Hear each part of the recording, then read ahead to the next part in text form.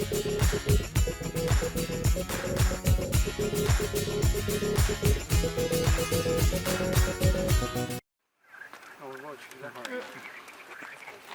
oui. Tu vas à quelle hauteur là, Jérôme ? On a 25 mètres. Afin d'éviter la propagation du Covid-19, tous les déplacements hors du domicile sont interdits, sauf dérogation.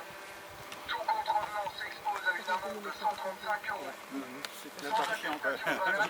Oui, c'est pas très intéressant. Immédiatement. Alors, je suis venu pour voir comment se déroulait un contrôle sur un des endroits touristiques du département, une base de loisirs qui, par beau temps, comme c'est le cas aujourd'hui, normalement réunit plein de familles, plein de sportifs. Et donc nous avons monté une opération avec la police nationale, la police municipale, avec la police montée et des drones qui ont été orientés pour pouvoir faire tout le tour, non seulement du bassin, mais aussi des clairières qui sont, et des bois qui sont autour de cette base de loisirs. Ce qui était important, c'était de vérifier qu'il n'y avait effectivement personne qui était là et de donner un signe fort d'une présence, en tout cas, de toutes les forces de police sous toutes les formes, à la fois à pied, à cheval, avec des drones et qui permettent d'avoir une vision globale et de constater que finalement il n'y avait personne qui contrevenait au confinement cet après-midi.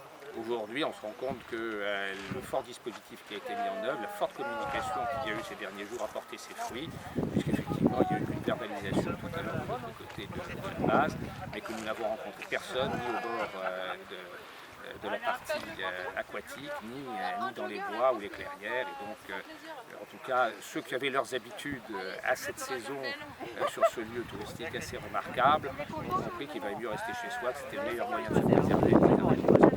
Monsieur Rabas, le maire de Chelles, comment se passe le confinement à Chelles, ville qui a été parmi les premières à réouvrir son marché et à permettre de reprendre une certaine petite vie malgré le confinement?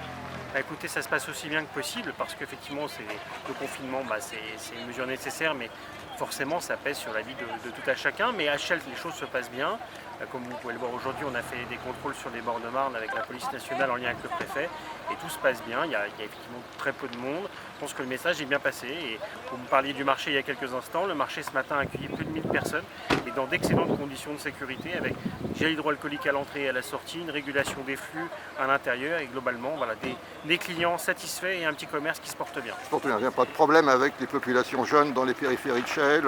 Pas spécialement. Pas spécialement. Écoutez, il faut faire beaucoup de pédagogie, expliquer beaucoup à chacun pourquoi c'est nécessaire de respecter le confinement. Et puis, voilà, parfois il y a des amendes qui tombent, mais c'est nécessaire, il faut savoir être ferme.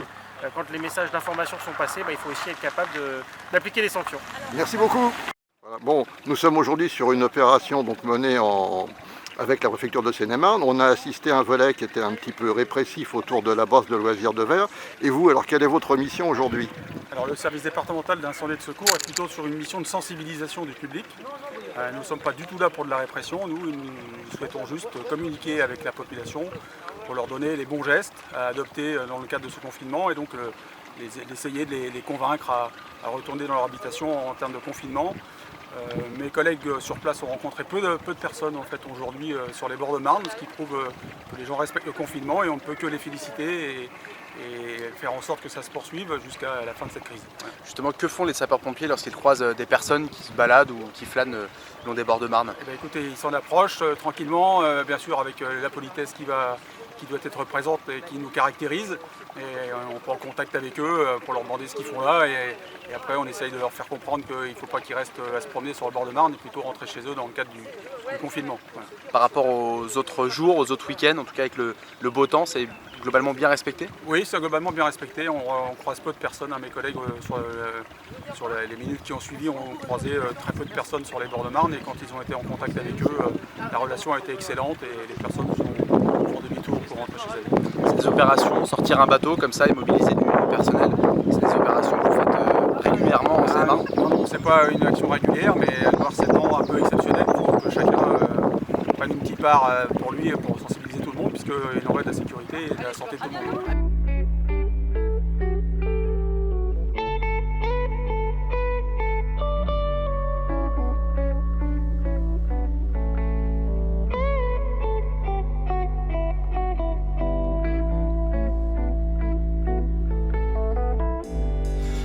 Merci.